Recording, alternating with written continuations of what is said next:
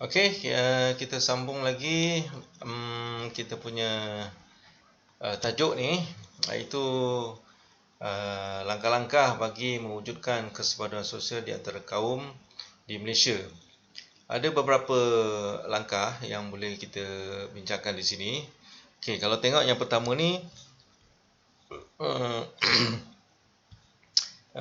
mengatakan bahawa ialah menghapuskan sikap prasangka judgemental, ataupun apa kita panggil negatif, apa sangka buruk lah, pandangan negatif, pandangan prasangka ni prejudge, kita buat judgement kepada sesuatu kaum tu. Contohnya apa, bangsa Melayu ni, orang Melayu ni malas, Cina apa menipu, India ni rush, gopoh, contoh macam itulah. Jadi ini semua prasangka yang boleh menyebabkan berlakunya konflik lah. Jadi macam mana nak selesaikan tu? Kita kena hapuskan prasangka terhadap sesuatu kaum, ataupun dipanggil labeling, ataupun dipanggil stereotype. Maknanya apa? Kita dah label lah, bangsa ni macam ni, bangsa ni macam ni kan. Yang negatif lah. Kalau yang positif tak ada masalah. Jadi kalau kita boleh dapat menghapuskan prasangka yang dilemparkan ataupun dilabelkan kepada sesuatu kaum itu, prasangka negatif itu, kan, kita bolehlah mengurangkan jurang konflik di antara kaum di Malaysia. Kemudian yang kedua, mewujudkan suasana saling memahami, saling menghormati. Maknanya awak bangsa Cina, awak India, saya Melayu, kita saling memahami budaya, apa lagi, mungkin cara pakaian, dan kita cuba memahami dan menghormati selagi mana apa yang dilakukan itu tidak melanggar peraturan negara lah, peraturan perlembagaan ke, peraturan-peraturan undang-undang yang sedia ada lah.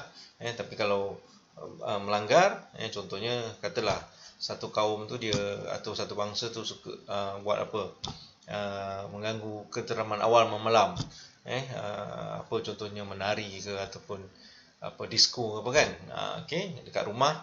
Jadi yang itu adalah melanggar, walaupun atas dibuat itu event itu atau upacara itu atas nama agama kan. Tapi kalau dia against peraturan yang sedia ada, itu kita tak boleh kompromi lah. Yang saya maksudkan ni tadi, selagi mana dia dalam kapasiti menghormati peraturan dan undang-undang, kita perlu faham lah kebudayaan ataupun budaya bangsa-bangsa lain. Kemudian yang ketiga adalah mewujudkan semangat perpaduan melalui contohnya Satu Malaysia, Wawasan 2020, kita ada wawasan kemakmuran bersama kan. Itu semua adalah bagaimana semangat perpaduan ini hendak dibina dalam kalangan penduduk Malaysia ni lah. Kemudian yang seterusnya, mencari jalan penyelesaian masalah yang melibatkan isu perkauman ni. Kita kena cari penyelesaian macam mana. Konflik memang berlaku, kita tak boleh nafikan. Kita duduk dalam satu keluarga, adik-beradik pun seringkali berlaku konflik kan. Apatah lagi duduk dalam masyarakat yang berbagai, isu mesti ada, tapi cari jalan macam mana nak selesaikan masalah itu secara harmoni, secara diplomasi. Kemudian yang kelima, mewujudkan kehidupan yang harmoni, aman, sejahtera, saling bertoleransi. Kemudian mengajarkan program-program yang melibatkan semua kaum, gotong royong, ataupun membantu orang miskin, tak kira kaya, tak kira bangsa, Islam, tak kira agama, apa agama dia sekalipun. Kita buat program yang boleh gather among the races di Malaysia ni. Dan yang seterusnya, melibatkan badan-badan agama, sosial untuk mengajukan program-program yang melibatkan semua kaum. Mungkin selain daripada program yang melibatkan sosial, Ada juga program-program yang sifat agama contohnya, membantu orang miskin ni, contohlah yang boleh kita gunakan untuk kita kata mewujudkan kesepadan sosial di antara kaum yang ada di Malaysia ni lah. Okey, antara kaedah yang kita boleh lakukan yang memahami menjadikan rukun negara sebagai teras budaya, itu yang telah kita faham. Cuma saya sebut tadi awal tadi, antara faktor yang menyebabkan konflik itu kurang penghayatan ataupun pengamalan terhadap rukun-rukun negara lah, yang 5 tu. Kemudian mematuhi, menghormati perlembagaan persekutuan, apa yang telah termaktub dalam perlembagaan persekutuan semua hendaklah kita hormati. Dan yang ketiga, memahami ataupun menggunakan bahasa kebangsaan sebagai bahasa pertuturan bersama. Bahasa kebangsaan bahasa Melayu ni dia tidak boleh dilihat dari sudut rasisme tu. Sebab apa, kita ni ada pelbagai bahasa, pelbagai bangsa, kaum kan. Jadi dia kena ada satu. Yang standard kan, kalau masing-masing awak cakap Tamil, dia cakap Cina kan, saya cakap Melayu kan. Jadi tak faham, tak berlaku interaksi tu. Jadi dia kena standard untuk urusan-urusan rasmi, terutamanya kita menggunakan bahasa kebangsaan bahasa Melayu supaya semua orang dapat faham. Ini adalah satu kaedah ataupun kita kata metod, cara untuk memantapkan lagi kesepadan sosial di negara kita. Okey, banyak cabaran-cabarannya, contohnya budaya, pertentangan budaya, perbezaan ideologi politik, jurang ekonomi, ini pun merupakan cabaran kan. Kaum A lebih kaya, kaum B tercicir kan. Jadi itu semua jurang yang menyebabkan boleh memberi kesan negatif kepada hubungan kaum. Faktor geografi, rakan-rakan kita yang Sabah, Sarawak yang duduk di kawasan pedalaman, orang asli, faktor geografi juga boleh menjadi cabaran. Jadi maknanya kemajuan ni tidak boleh hanya di kawasan bandar saja, tetapi dia perlu juga di kawasan perkampungan, kawasan pedalaman. Okey, selain daripada itu, pengaruh media sosial, Facebook, Twitter, Instagram ni semua, dia mempengaruhi. Kalau ada seorang, 2 orang, 3 orang yang provokasi dalam media sosial, dan yang lain-lain akan mendapat memberikan respon negatif, dia akan membentuk satu kita panggil gelombang, ataupun menghangatkan suasana lah, isu-isu sensitif. Yang ini marah sultan, yang ini marah agama, dan yang ini mempersendakan agama. Jadi dia akan mewujudkan suatu keadaan yang tegang begitu. Kemudian sikap ethnocentrisme ni ialah sikap aku lebih hebat daripada orang lain.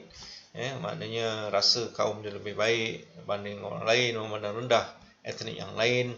Dan sikap prasangka tadilah, cabaran ni, sikap prasangka ni susah kita nak nak hilangkan. Tapi saya percaya kalau kita masing-masing faham tentang situasi ini, maksudnya peranan kita tak boleh prasangka, kita tak boleh prejudge kepada kaum lain, dengan andaian dia tu kaum A, kaum B, kaum C, kita letakkan satu pandangan negatif pada mereka. Jadi secara kesimpulannya, untuk tajuk kita kesepaduan nasional ini, bila kita katakan bahawa masyarakat Malaysia ada peranan, ada tanggungjawab untuk sama-sama menyumbang kepada keharmonian kaum di Malaysia. Jadi bila keharmonian kaum terjamin, baik keadaannya, barulah ekonomi, politik, sosial kita boleh kita fikirkan untuk lebih maju, pendidikan lebih maju, prasarana yang lebih baik. Tapi kalau hubungan antara kaum ni tak bagus, ataupun ada masalah, konflik, bagaimana ekonomi nak bangkit, bagaimana kerajaan nak menjadikan prasarana kita sibuk untuk menangani isu-isu berkaitan dengan konflik yang berlaku di antara kaum. Yang kedua, kita kena ada faham dia punya formula, sikap ataupun nilai menghormati agama orang lain, menghormati budaya orang lain, menjaga maruah, menjaga keharmonian sesama kaum, kan, mengiktiraf simbol mengiktiraf elemen-elemen budaya setiap ahli masyarakat itu, jadi kita dapat mewujudkan suasana yang lebih harmoni. Dan yang ketiga ialah setiap masyarakat perlu memahami bahawa sistem nilai yang wujud dalam masyarakat dapat menyumbang kepada tercapainya kemajuan dan pembangunan ekonomi negara. Jadi sistem nilai inilah yang kita bincangkan dari sudut etika tu.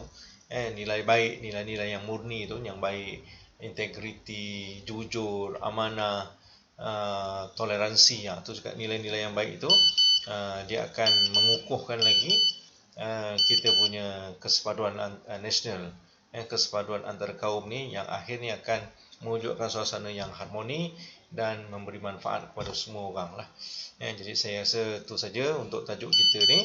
Saya rasa hampir 1 jam daripada part 1 sampailah part ke-8 ni, ke-8 ke-7 ke-8.